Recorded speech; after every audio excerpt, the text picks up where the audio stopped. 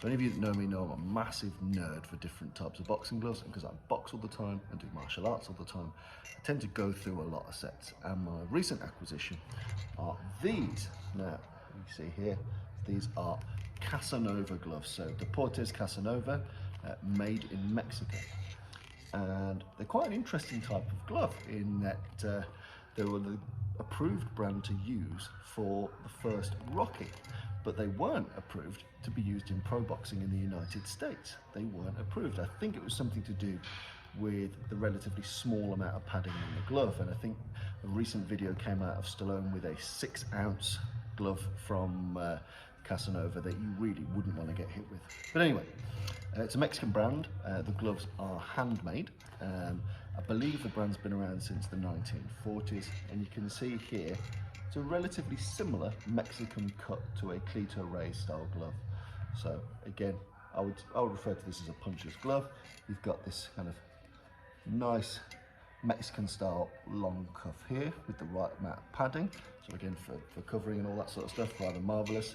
These are a lace-up variant, and I don't know if the camera or the light quality in here shows it off, but these are like a brown, almost ox blood style colour, because I like old school stuff. Now, I believe that Casanova, the brand, these are one of the last ones that are handmade in Mexico. I believe now the Casanova brand itself, as Casanova, actually retails Chinese-made gloves. I'm not saying that's good or bad, but I wanted them a little bit more old school, and that the people that are hand making them kind of in the Casanova format still in Mexico are a brand known as Necali. But you'll notice that Necali gloves and Casanova gloves are essentially exactly the same, but I would say that probably any recently purchased or soon to be purchased Casanovas are more than likely going to be made outside Mexico, whereas your Necalis, I believe, are made inside. But in any instance, who cares where these things are made? I mean, I do a little bit, so that's a lie. But they're a lovely puncher's glove. They're quite snug, so you know, I don't have massive hands, but I am a heavyweight. I'm 6'3".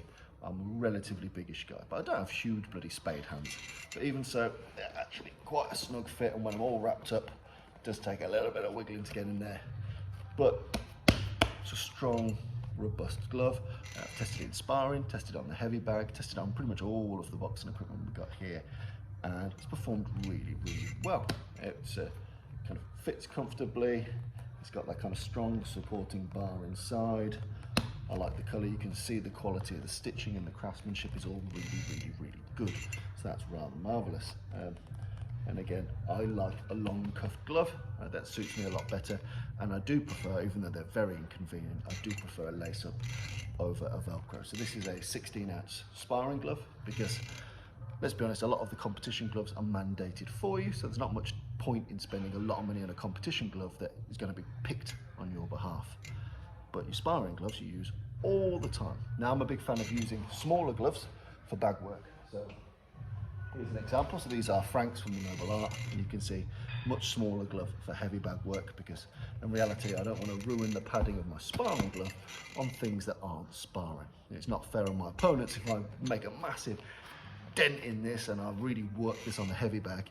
When I hit you in the face, it's going to be more knuckle than padding. So, you know, do give it a little try, but in the main, try and work heavy bags with your bag mitts and people's faces with your sparring glove. But I really like the brand. I really like the cut of the glove. I really like Mexican gloves in general. I think there's a lot of craftsmanship and artisanal work gone into these gloves. A little bit snug, so if you've got massive spade hands, maybe consider a different type of brand. And I would say, sadly, it doesn't have the amazing smell that a Cleto Rey's has got. And I believe this is for the reason that these don't tend to arrive shrink wrapped. They don't arrive in like tight plastic. They arrive in essentially a little canvas gin bag. So I imagine that wonderful whiff you get of kind of amazing leather with a Cleto Rey's could just be a spray, but it's, I think it's that vacuum sealing that keeps it all in there. Whereas these, I'm sure they're exact same quality or grain leather, but obviously it doesn't have that amazing Cleto Rey's smell. But it's a rather cool looking brand. It's sexy, it's interesting, it's historic, it's handmade. I really like these gloves. I'm looking forward to doing more stuff with them. But yeah, Deportes Casanova. Get your hands on some of those, or indeed the Necalis. Have some fun with them. It's quite interesting to play with lesser known less mainstream brands.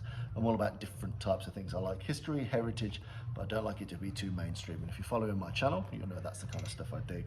Things a bit quirky, a bit offbeat. And these Casanova gloves, top drawer, absolutely worth the price. They are quite expensive, but they are a very good quality glove. So if you're going to be someone that's using them multiple times a week and you're a bit more serious about your boxing, your martial arts, get your hands on some, give them a play, give them a whirl.